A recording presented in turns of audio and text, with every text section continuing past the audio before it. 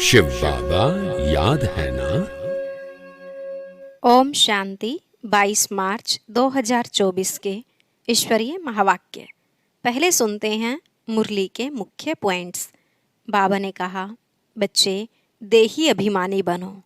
देहभान के कारण ही बहुत बातचीत करनी पड़ती है, इसलिए धंधे धोरी में थक जाते हो। तो बाप शिक्षा देते हैं, बाहर मुखी नहीं होना, जितना हो सके अंतर्मुखी बनो, तभी पाप कटेंगे। अभी बाप तुम्हें ऊपर चढ़ना सिखलाते हैं।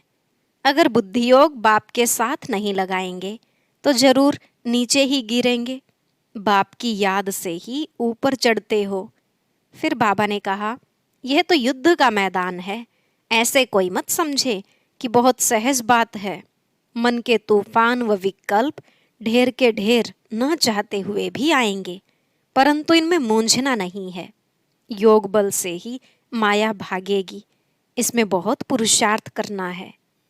ब्राह्मणी से व पढ़ाई से रूठना, गोया बाप से रूठना। अगर किसी से बात करने में मजा नहीं आता है तो शांत में रह मुरली सुनकर चले जाना चाहिए। तुम्हें केवल गुण ग्रहण करने हैं, किसका अवगुण दिखे तो मुंह मोड़ लो। कभी यह नहीं कहना चाहिए कि फलाना ऐसा है, ब्राह्मणी ऐसी है। लास्ट में बाबा ने कहा, अभी समय ऐसा आना है जो निंदा स्तुति आदि सब कुछ सहन करना पड़ेगा, तभी पास हो सकेंगे। तुम्हें यज्ञ की हर वस्तु की बहुत संभाल रखनी है, क्योंकि यज्ञ की एक एक चीज बहुत बहुत वैल्यूएबल है। जो मिले उसमें खुश रहना है। यज्ञ के भोजन से तो बहुत लव होना चाहिए। अब सुनते हैं महावाक्यों को विस्तार से। बाबा ने कहा, मीठे बच्चे, जितना समय मिले अंतर्मुखी रहने का पुरुषार्थ करो। बाहर मुखता में न आओ, तभी पाप कटेंगे। प्रश्न, चढ़ती कला का पुरुषार्थ क्या है जो बाप हर बच्चे को सिखलाते हैं? उत्तर, पहली बात, बच्चे चढ़ती कला में जाना है तो बुद्धि योग एक बाप से लगाओ। फलाना ऐसा है, यह ऐसा करता है, इसमें यह अवगुण है, इन बातों में जाने की दरकार नहीं। अवगुण देखने से मुंह मोड़ लो। दूसरा, कभी भी पढ़ाई से रूठना नहीं। मुरली में जो अच्छे अच्छे पॉइंट्स हैं उन्हें धारण करते रहो, तभी चढ़ती कला हो सकती है। ओम शांति। अभी यह है ज्ञान का क्लास और सवेरे योग का क्लास। योग कौन सा, यह बहुत अच्छी रीति समझाना है, क्योंकि बहुत मनुष्य हठयोग में फंसे हुए हैं। जो हठयोग मनुष्य सिखलाते हैं यह है राजयोग, जो परमात्मा सिखलाते हैं, क्योंकि राजा तो कोई है नहीं जो राजयोग सिखलावे। यह लक्ष्मी नारायण भगवती भगवान हैं। राजयोग सीखे तब तो भविष्य में भगवती भगवान बने। यह है ही पुरुषोत्तम संगम युग की समझानी। इसको कहा जाता है पुरुषोत्तम, पुरानी और नई दुनिया का बीज। पुराने मनुष्य और नए देवताएं। इस समय सभी मनुष्य पुराने हैं। नई दुनिया में नई आत्माएं देवताएं होते हैं। वहाँ मनुष्य नहीं कहेंगे। भल हैं मनुष्य, परंतु दैवी गुणों वाले हैं, इसलिए देवी देवता कहा जाता है। पवित्र भी रहते हैं। बाप बच्चों को समझाते हैं, काम महाशत्रु है। यह रावण का पहला पहला भूत है। कोई बहुत क्रोध करते हैं तो कहा जाता है, भों भों क्यों करते हो? यह दो विकार बड़े शत्रु हैं। लोभ मोह के लिए भों भों नहीं कहेंगे। मनुष्यों में साइंस घमंड के कारण क्रोध कितना है, यह भी बहुत नुकसानकारक है। काम का भूत आदि मध्य अंत दुख देने वाला है। एक दो पर काम कटारी चलाते हैं। यह सब बातें समझकर फिर औरों को समझानी है। तुम्हारे सिवाय बाप से वर्षा लेने का सच्चा रास्ता तो कोई बतला ना सके। तुम बच्चे ही बता सकते हो। बेहद के बाप से इतना बड़ा वर्षा कैसे मिलता है? जो किसको समझा नहीं सकते हैं तो जरूर पढ़ाई पर ध्यान नहीं है। बुद्धियोग कहाँ भटकता है? युद्ध का मैदान है ना। ऐसे कोई मत समझे, सहज बात है। मन के तूफान व विकल्प ढेर के ढेर न चाहते हुए भी आएंगे। इसमें मूंझना नहीं है। योग बल से ही माया भागेगी। इसमें पुरुषार्थ बहुत है। धंधे धोरी में कितने थक जाते हैं, क्योंकि देह अभिमान में रहते हैं। देह अभिमान के कारण बहुत बातचीत करनी पड़ती है। बाप कहते हैं देही अभिमानी बनो। देही अभिमानी बनने से जो बाप समझाते हैं वही औरों को समझाएंगे। अपने को आत्मा समझ बाप को याद करो। बाप ही शिक्षा देंगे कि बच्चे बाहर मुखी नहीं होना चाहिए, अंतर्मुखी होना है। भल कहाँ बाहर मुखी होना भी पड़े, फिर भी जितनी फुर्सत मिले कोशिश कर अंतर्मुखी होना चाहिए। तभी पाप कटेंगे, नहीं तो न पाप कटेंगे न उच्च पद पाएंगे। जन्म जन्मांतर के पाप सिर पर हैं। सबसे जास्ती पाप ब्राह्मणों के हैं, उनमें भी नंबरवार हैं। जो बहुत ऊंच बनते हैं वही बिल्कुल नीच बनते हैं। जो प्रिंस बनते हैं उनको ही फिर बैगर भी बनना है। ड्रामा को अच्छी रीति समझना है। जो पहले आए हैं वह पिछाड़ी में आएंगे। जो पहले पावन बनते हैं वही पहले पतित बनते हैं। बाप कहते हैं मैं भी आता ही हूँ इनके बहुत जन्मों के अंत में, सो भी जब वानप्रस्थ अवस्था है। इस समय छोटे बड़े सबकी वानप्रस्थ अवस्था है। बाप के लिए गायन भी है, सर्व की सद्गति करने वाले। वह होती ही है पुरुषोत्तम संगम युग पर। यह पुरुषोत्तम संगम युग भी याद रखना चाहिए। जैसे मनुष्यों को कलयुग याद है, संगम युग सिर्फ तुमको याद है। तुम्हारे में भी नंबरवार हैं। बहुतों को तो अपना गोरख धंधा ही याद रहता है। बाहर से मुंह हटा हुआ हो तो धारणा भी हो जाए। एक कहावत है, अंतकाल जो स्त्री सिमरे। जो गीत व श्लोक अच्छे अच्छे हैं, जिनका हमारे ज्ञान से कनेक्शन है, वह रखने चाहिए। जैसे छी छी दुनिया से जाना ही होगा, दूसरा नैनहीन को राह दिखाओ, ऐसे ऐसे गीत अपने पास रखने चाहिए। बनाए तो मनुष्य ने हैं, जिनको इस संगम का पता ही नहीं है। इस समय सब ज्ञान नैनहीन अंधे हैं। जब परमात्मा आए तब आकर राह दिखाए, अकेले को तो नहीं दिखाएंगे। यह है उनकी शिव शक्ति सेना। यह शक्ति सेना क्या करती है? श्रीमत पर नई दुनिया की स्थापना।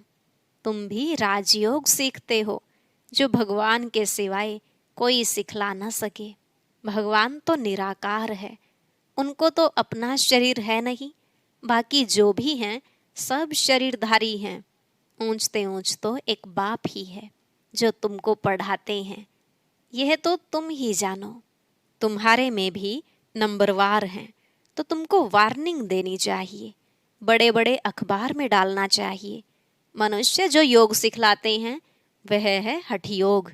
राजयोग एक परमपिता परमात्मा बाप ही सिखलाते हैं, जिससे मुक्ति जीवन मुक्ति मिलती है। हठयोग से दोनों नहीं मिलते। वह है हठयोग जो कि परंपरा से चला आता है, पुराना है। यह राजयोग सिर्फ संगम युग पर बाप सिखलाते हैं। बाबा ने समझाया है, जब भाषण करते हो तो टॉपिक्स निकालनी चाहिए, परंतु ऐसे करते नहीं हैं। श्रीमत पर चलने वाले बहुत थोड़े हैं। पहले भाषण लिखो, फिर पक्का करो तो याद आएगा। तुमको ओरली भाषण करना है, तुमको पढ़कर तो सुनाना नहीं है। विचार सागर मंथन कर भाषण करने की ताकत उसमें रहेगी जो अपने को आत्मा समझकर फिर बोलते हैं। हम भाइयों को सुनाते हैं, ऐसे समझने से ताकत रहेगी। यह बहुत ऊंची मंजिल है ना। पान का बीड़ा उठाना मासी का घर नहीं है। जितना तुम रुस्तम बनेंगे उतना माया का वार होगा। अंगद व महावीर भी रुस्तम था। तब कहा रावण भी हमको हिलाकर दिखाए। यह स्थूल बातें नहीं, शास्त्रों में यह दंत कथाएं हैं। यह कान जो परमात्मा बाप का सुनहरी ज्ञान सुनने वाले थे, वह दंत कथाएं सुन सुनकर एकदम पत्थर बन गए हैं। भक्ति मार्ग में माथा भी घिसाया तो पैसा भी गंवाया, सीढ़ी नीचे ही उतरते आए। 84 जन्मों की भी कहानी है ना, जो भी भक्ति की है नीचे ही उतरे हैं।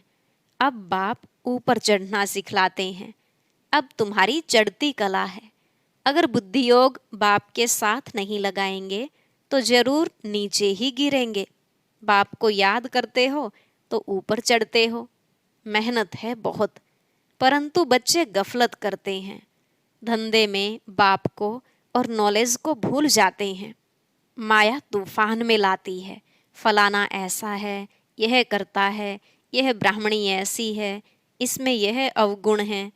अरे इसमें तुम्हारा क्या जाता है? सर्वगुण संपन्न तो कोई बना नहीं है। कोई का अवगुण न देख, गुण ग्रहण करना है। अवगुण देखो तो मुंह मोड़ लो। मुरली तो मिलती है, वह सुनते धारण करते रहो। बुद्धि से समझना है, यह बाबा की बात बिल्कुल ठीक है। जो बात ठीक न लगे छोड़ देनी चाहिए। पढ़ाई से कभी रूठना नहीं चाहिए। ब्राह्मणी से व पढ़ाई से रूठना गोया बाप से रूठना। ऐसे बहुत बच्चे हैं जो फिर सेंटर पर नहीं आते हैं। भल कोई कैसा भी है, तुम्हारा काम मुरली से है। मुरली जो सुनाए उनमें से अच्छी अच्छी पॉइंट्स धारण करनी है। किसी से बात करने में मज़ा नहीं आता तो शांत करके मुरली सुनकर चले जाना चाहिए। रूठना नहीं चाहिए कि हम यहाँ नहीं आएंगे। नंबरवार तो हैं। यह भी अच्छा है जो सुबह को तुम याद में बैठते हो, बाबा आकर सर्च लाइट देते हैं, बाबा अनुभव सुनाते हैं। जब बैठते हैं तो जो अनन्य हैं वह बच्चे पहले याद आते हैं। भल विलायत में हैं, कलकत्ते में हैं, तो पहले अनन्य को याद कर सर्च लाइट देते हैं। बच्चे तो भल यहाँ भी बैठे हैं, परंतु बाबा याद उनको करते हैं जो सर्विस करते हैं। जैसे अच्छे बच्चे शरीर छोड़ जाते हैं तो उनकी आत्मा को भी याद करते हैं। बहुत सर्विस करके गए हैं तो जरूर यहाँ ही नज़दीक कोई घर में होंगे, तो उनको भी बाबा याद कर सर्च लाइट देते हैं तो सब बाबा के बच्चे। परंतु कौन कौन अच्छी सर्विस करते हैं यह तो सब जानते हैं। बाबा ने कहा यहाँ सर्च लाइट दो तो देते हैं। 2 इंजन है ना, यह भी इतना उच्च पद पाते हैं तो जरूर ताकत होगी। भल बाबा कहते हैं हमेशा यही समझो कि शिव बाबा पढ़ाते हैं तो उनकी याद रहनी चाहिए। बाकी यह तो समझते हो यहाँ 2 बत्ती हैं और तो कोई में 2 बत्ती नहीं है, इसलिए यहाँ 2 बत्तियों के सम्मुख आते हैं तो अच्छी तरह से रिफ्रेश होते हैं। टाइम भी सवेरे का अच्छा है। स्नान कर छत पर एकांत में चले जाना चाहिए। बाबा ने इसलिए बड़ी बड़ी छतें बनाई हैं। पादरी लोग भी एकदम साइलेंस में जाते हैं।